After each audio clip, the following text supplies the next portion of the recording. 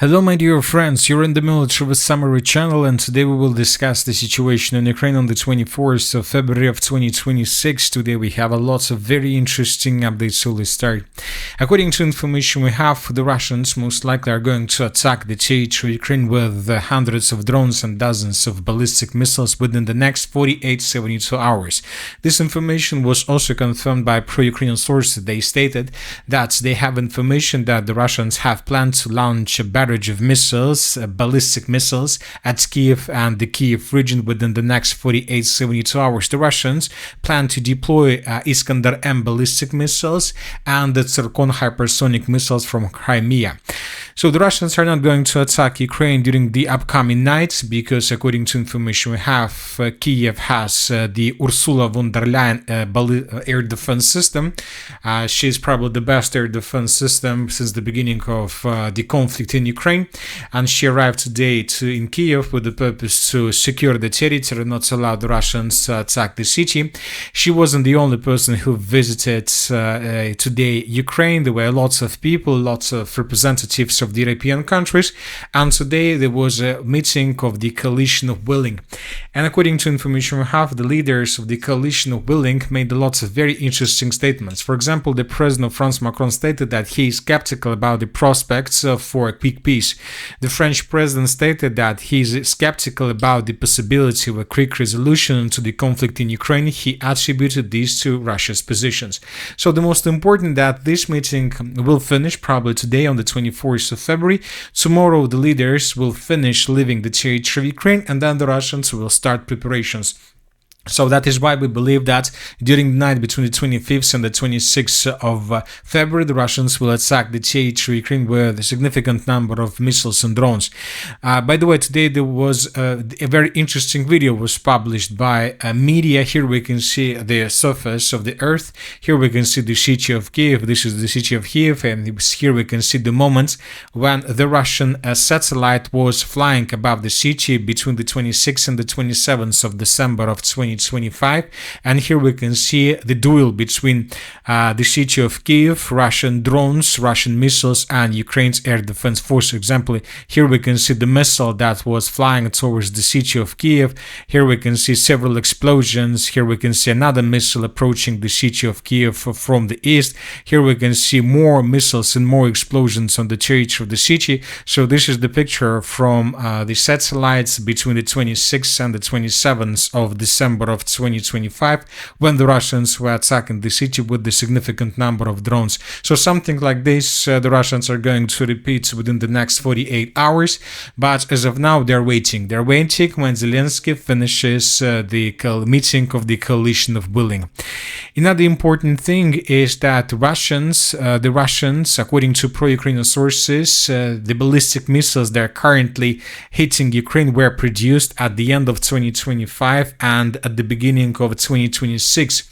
So which means that the Russians, according to the statement and according to conclusions that were made by pro-Ukrainian sources, the Russians don't have a lot of missiles. So they produce and they use them immediately. So they don't have like a storage of missiles, like thousands or dozens of thousands of missiles for future purposes. The Russians produced and they use these missiles immediately. So this is the position that pro-Ukrainian sources are trying to tell us.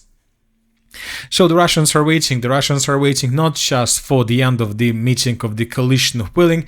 The Russians are also waiting for an answer to their question. And the Russian question is very simple.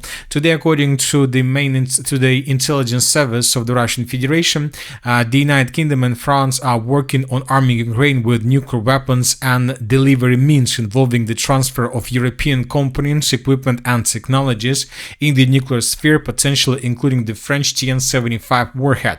So that this information today was provided by pro-Russian sources by the Foreign Intelligence Service. Later, this statement was commented by different politicals of the Russian Federation. For example, Special Aide Ushakov stated that Russia will inform the United States about France and Britain's intention to transfer nuclear weapons to Ukraine. Furthermore, there were statements that the Russians are going to blame France and the United Kingdom explain them during the upcoming meeting between Russia, Ukraine, and the United States of America.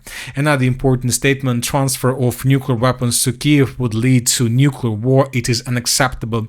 That was stated by Russia's State Duma chairman Vyacheslav Volodin. So the Russians are waiting the answer or an answer to this question, and most likely the Russians will not receive anything. As for the nuclear weapons to Ukraine, telling the truth, very difficult to say whether this information is correct or this is not correct information. But anyway, the situation with nuclear weapons is a very dangerous situation, not just for Russians and for Ukrainians, but for every single part of the world. Now let's discuss the situation on the ground, and first let's talk about the Zaporizhzhia direction where the Russians continue their offensive operation. During the previous 24 hours we received a lot of very important updates. As you can see, the map has been adjusted, and as you can see, the changes are very big. First let's talk about the western Zaporizhzhia direction. The Russians established complete control over the southern part of the settlement of Kamyshevacha. This is the area that Ukrainians use to send their forces in the southern direction with the purpose to counterattack Russian forces in the area of the city of Stepnogorsk. So that is why the Russians established certain control over this territory with the purpose not to allow the Ukrainians to bring additional forces further in the southern direction. So as I understand, the front line in this direction was stabilized. Neither the Russians nor the Ukrainians are advancing anymore. Everybody is waiting for something. But as for the eastern direction, as you can see, the map has been adjusted. We have already discussed the situation in this area. I would like to remind you that according to the Minister of Defense of the Russian Federation, the units of the group of forces East, as a result of clashes and as a result of offensive operation, managed to establish complete control over the settlement by the name of Rystvyanka, which is a part of the Zaporizhzhia defense layer and which is a part of Ukraine strongholds in the area of the river of Gaichur. So the settlement, according to the Minister of Defense report, was adjusted in the territory around. As of the end of the 24th of February of 2026, we haven't received anything that can confirm this information. And the most important thing is that usually the affiliated channels with the group of forces East publish videos of how Russians take this or that territory, this or that village, and few hours after, usually the Minister of Defense of the Russian Federation confirms this information. But as for the settlement of Rystvyanka, probably for the first time since the beginning of the Zaporizhzhia offensive operation, none of the affiliated channels with the group of forces East confirmed Russian control over the territory. So which means that maybe not everything so like this as was reported by the Minister of Defense. We think that we need to wait for 1 or 2 days, and most likely then we will understand what exactly is happening here. As of the end of the 24th of February, we can say that the Russians increase and intensify their reconnaissance operations. They're flying above the territory, trying to understand where are the Ukraine's positions. The Russians use the dozens or even hundreds of drones that are flying above this territory, gathering the reconnaissance and intelligence information, and the Ukrainians are trying to destroy these drones. So as you can see, during the previous days, lots of episodes were recorded in this area. The Russians most likely are tasked to take this territory under complete control, and according to the Minister of Defense of the Russian Federation, the first village out of these 3 villages was already taken by Russians. So if this information is correct, of course this is a very big problem for the armed forces of Ukraine, because this report confirms that the Russians managed to break through Ukraine defense in this area, and that the Russians most likely will continue offensive operation further in the southwestern direction with the purpose to establish complete control over the territory around the settlement of Zaporizhzhia, and the Russians most likely will try to encircle the city and to cut supply and support lines that go in the direction of the settlement from the northeast. Furthermore, I would like to remind you that Russians, according to information we have, during the previous 24 hours managed to improve their positions to the south of these 3 villages, and Russians took under complete control this dense network of the fortifications settlements, and the Russians began fighting for the next stronghold in this area. So this is another territory where the Russians are advancing, and obviously the Russians are trying to do the same to outflank the rest of these villages from the south and from the southwest, and to take this dense network of the fortifications and pincers. So this is what the Russians are doing right now. We are entering the most important and the most interesting part of the battle for the cities of Zaporizhzhia, Orekhov, and as we discussed in the previous videos, if Russians as a result of offensive operation are able to establish complete control over every single settlement that is located along this red line, then most likely the Ukrainians won't be able to save control over the city of Orekhov, and the Ukrainians sooner or later would be forced to begin their begin falling back in the direction of the city of Zaporizhzhia. So the front line can collapse automatically if these three settlements are taken by Russians, and most likely Russians will try to finish this before the beginning of the early spring military campaign, which means that Russians most likely will try to take these settlements under complete control within the next 10 days. As for the Ukrainian counteroffensive operation, during the previous 24 hours, we haven't received anything. Furthermore, we still haven't received even a single video that can confirm that indeed the Ukrainians began this counteroffensive operation, that the Ukrainians managed to recapture all these villages, because yet we haven't received even a single video where we can see Ukrainians or Ukrainian soldiers in these villages with flags, which is very weird and interesting situation. So anyway, let's wait and see what is going to be next, but obviously the battle for the Zaporizhzhia direction is entering its decisive phase, and obviously within the next 20-30 days lots of things will be resolved, and we will understand how the things are going to be developed during the late spring and early summer military campaigns.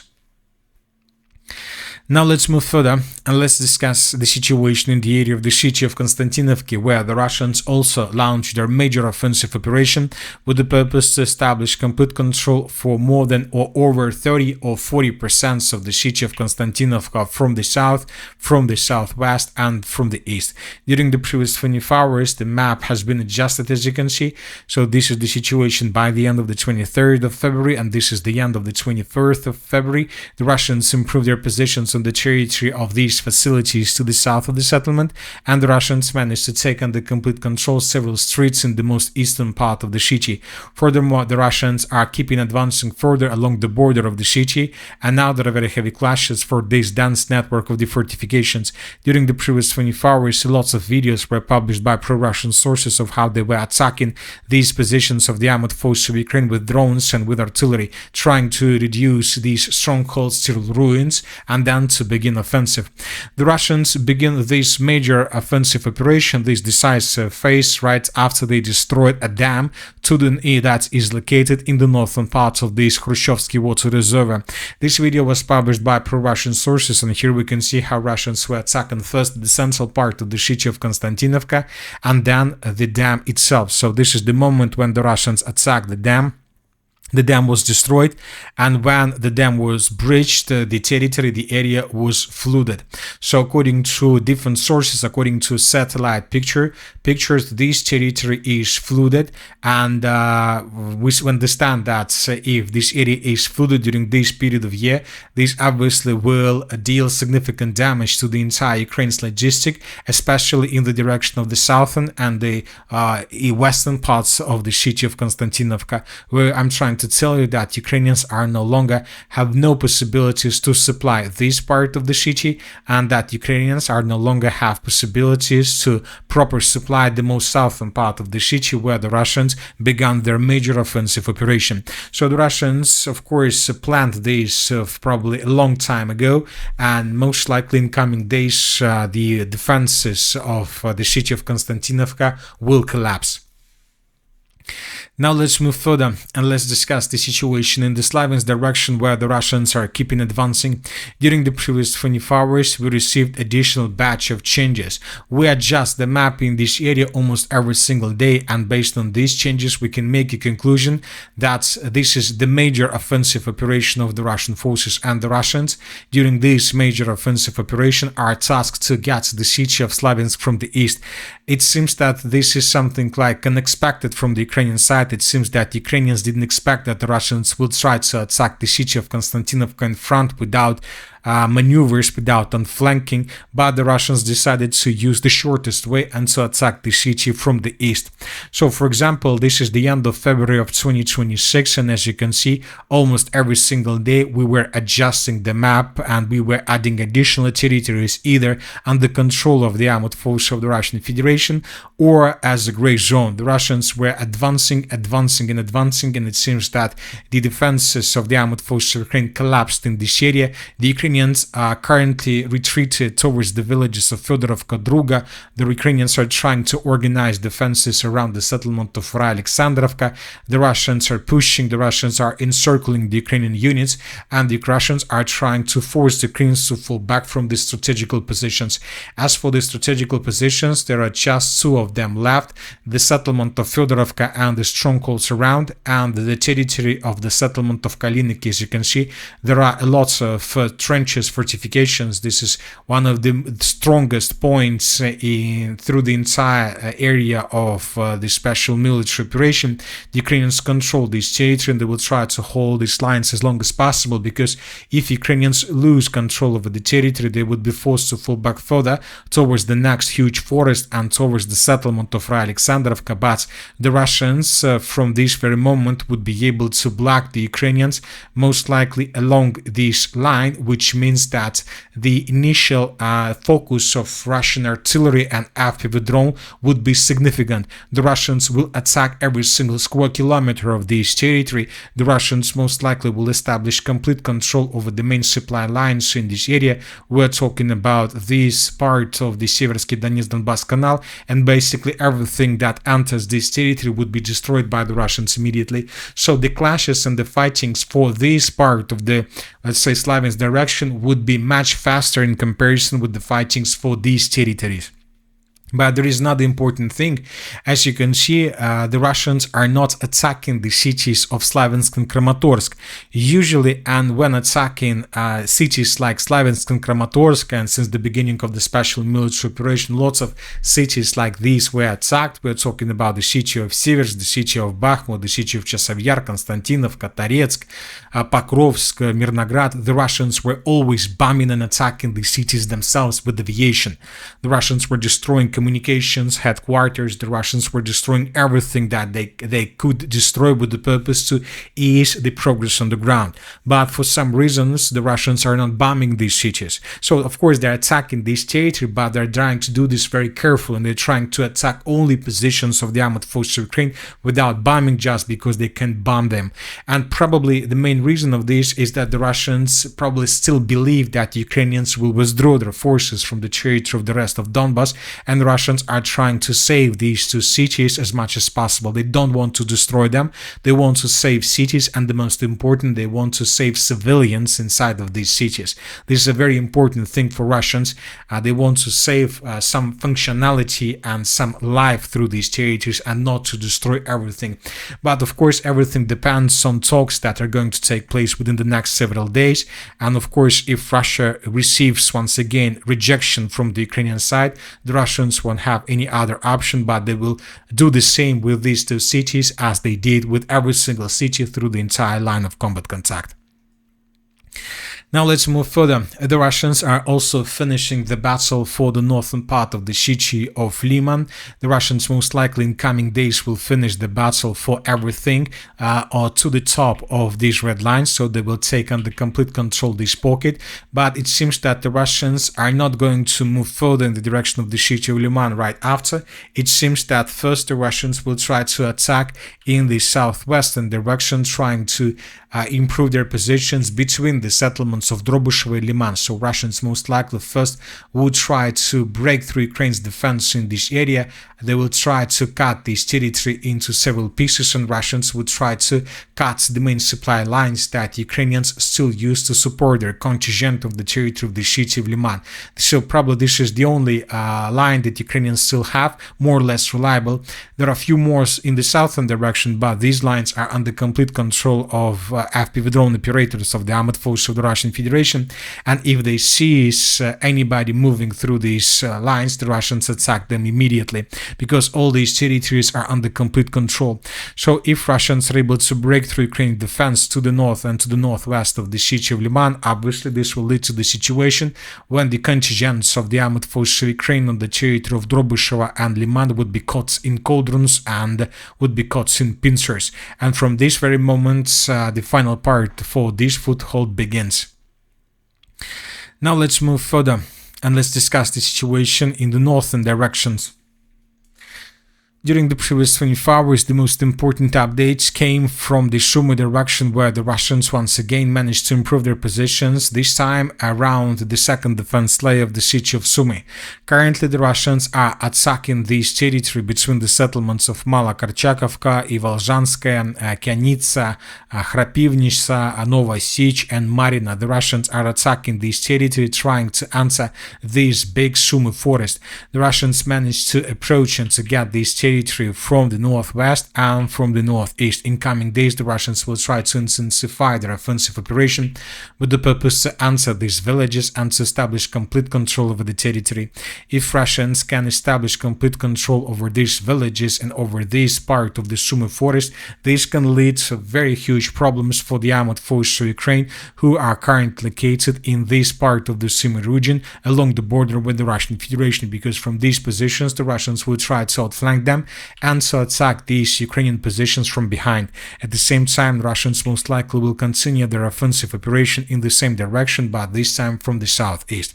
So it seems that indeed the Sumy offensive operation is going to be one of the most important offensives during this current 2026.